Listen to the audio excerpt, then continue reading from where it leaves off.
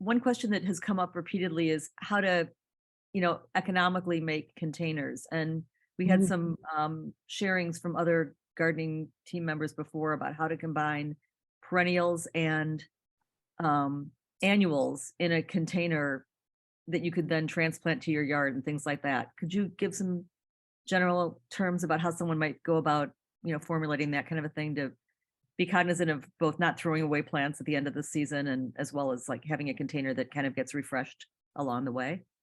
All right. Mhm. I just want to show on the website, and then I'll let Mary and Kate talk about this.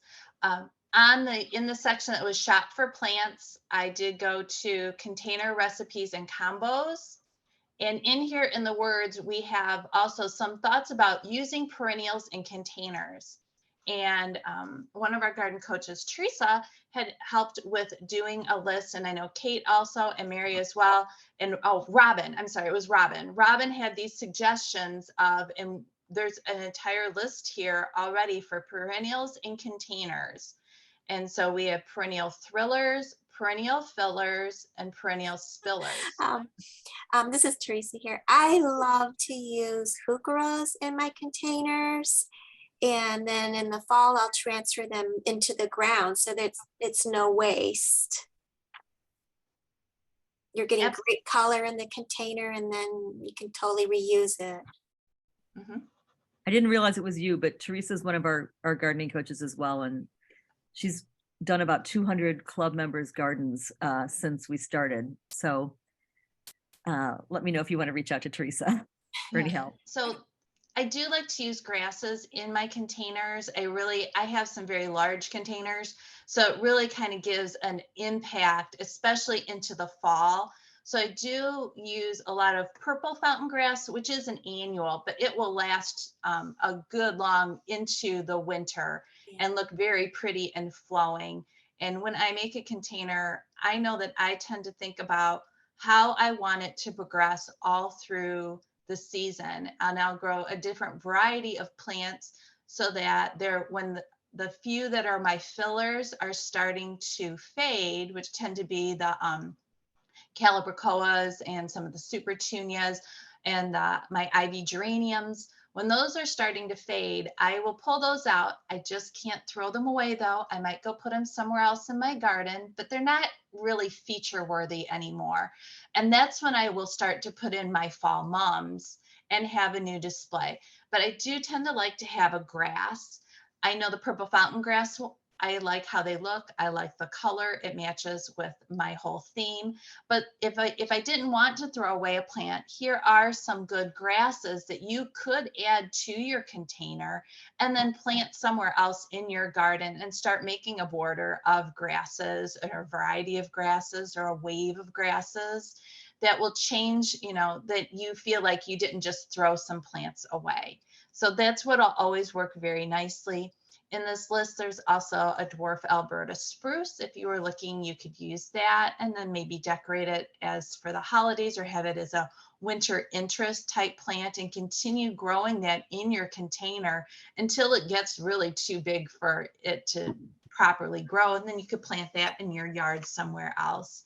The same as with the boxwood, or you can trim the boxwood and just kind of decide to have a little fun and become Edward Scissorhands and, maybe make a little topiary out of a boxwood eventually over several years. So that could just be something fun to do. And the false cypress will be like a little tree that you could take out. Some other perennial fillers like Teresa added the heuchera, which are coral bells. Those do really great.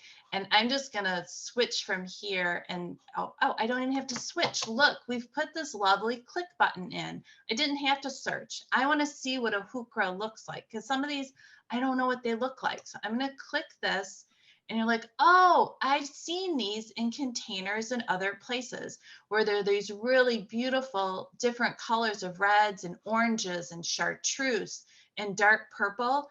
And you could use those in your containers if you really, and they do have some flowers that come on them. And then if you want to, I've left some in my containers over the winter just to see if they come back. I would say I'm 50-50 in success for that. But you can also then take these coral bells out and plant them somewhere in your yard and continue to do that. So that's also, a definite, very, very popular, what we would call a container hack of using plants that you don't necessarily throw away. You would continue to use them, which are the perennials in your yard, versus an annual that around here, usually annuals are a one and done type year garden season kind of plant. What else do I like? Anyone? Tip that I use for grasses and containers, because grasses just kind of want to just grow and grow and grow. And it makes it real easy to take out as I put them into, depending on the size of the pot, I put them into a larger plastic pot. And then it makes it so much easier later when you need to take it out and want to replace it with a mum or whatever. It just makes it so much easier rather than really like stabbing away at the pot, trying to shake those roots loose to get them out. Yes, that is an That's a excellent great point. idea. Yeah. That's a great idea. Or you could just leave them in the container that they were in. Get them really good and root bound, and then cut a pair. And if the pot's hard, you could just then hard to get out of the pot in the fall, just cut away the pot. With containers, I won't say I have any favorites. I've changed my containers every year for the last few years. But one thing to remember too, if you're trying to keep it cost effective, is that, and this sounds so simple, plants grow. And I think, it's kind of a trend and an expectation that when you set up your container, you just jam in a lot of annuals so that it's full right off the bat, or a lot of plants. But if you're patient and trying to keep the cost down, spread them out and just let them grow. There were a few years back where we had a porch and I had some hanging containers along the porch, and I would put in one Supertunia plant. So I'd have this 12-inch container and have one Supertunia in the middle. And of course, it looks kind of goofy for the first few weeks. But after about 3 or 4 weeks, it fills out the whole thing. And by late July, I used to call them my big pink puffballs, because they were quite literally this almost 3-foot diameter puffball of pink. So that's just one example of just be patient. You don't have to fill up a container completely at the beginning, because plants will grow, and you can put in half the amount of plants you might think you need and just let them do their thing. And that's an excellent point, because Mhm. you'll be more successful. Mhm. But if you like instant gratification and you do have your own pots, and maybe you have a graduation party or some kind of event coming up and you don't really want to wait until July, Leslie and I are very good at taking a hanging basket and then just plopping it into our container that are pretty preset in our yards to have some type of instant color, which is also an easy way of doing it. If you don't have a lot of time, but you want some instant color for some type of earlier event, you could just pop in. I use a lot of hanging baskets in containers. I just take them out of the hanging basket and put it in, and then put in a purple fountain grass behind it. Shh, y'all now know my secret. Kate? One of my favorite plants to use, and it was on your list, was that fescue. I love blue fescue. It looks really nice in containers, and then you can use it in the ground. It likes it really hot and dry, but it looks really pretty with pink stuff, because the blue is really a nice blue. And it looks really pretty if you're using like a purple hue girl with it. It's just a really nice, and the blue is just pretty awesome. After a couple of years in the ground, it doesn't look that great, and I kind of remove it. But for the first couple of years, it'll look that blue just lasts, and it's evergreen. So if you keep it in your container, because it does like it hot and dry, and if your container is somewhat protective, it'll look nice and blue throughout the winter, which is really bizarre, but it doesn't disappear. That's correct. Yeah, it's a cool plant to have.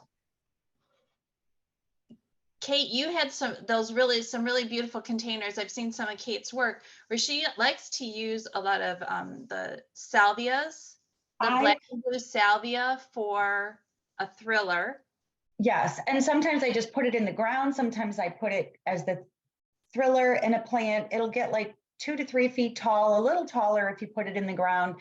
And I like Wendy's Wish salvia or Black and Bloom salvia because I love having coffee in the morning and seeing hummingbirds come, and hummingbirds come daily to that. And it's pretty amazing. And it does have a lot of foliage. So it's going to have big leaves. And so, you know, if you arrange it right in the pot a little toward the back and I put a lot of petunias because I just love petunias or super petunias, or even some other things just to sort of hide all the dense green because it is very green. But if you put it in your garden, just that one annual pot, it will get pretty bushy, and it just provides a lot of hummingbird attraction. So that's one of my favorite plants to use, just because I love the bird watching. But it never fails. Excellent. Yeah, and it lasts pretty far into September.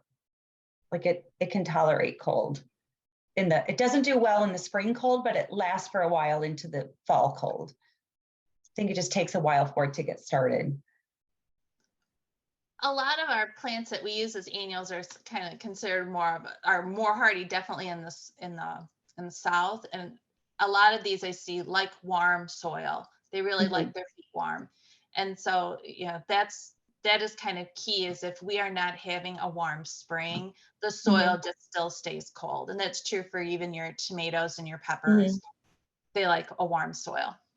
And another nice one to use, because I like, instead of just using the, you know, certain things is the filler thing. I also like the Verbena.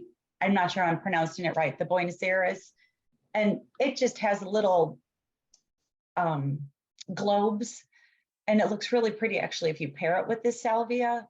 And it also looks good in the ground as well, and attracts a lot of butterflies. The taller one, yeah, it just looks Meteor really shower. nice. Yeah, it has like a naturalistic look to it, but it is an annual, but yeah. And it will reseed. So I don't mind that. I like when it comes back. And I have a lot of rabbits, so mine has never successfully reseeded. But Okay. I did keep this in my containers. I didn't take it out.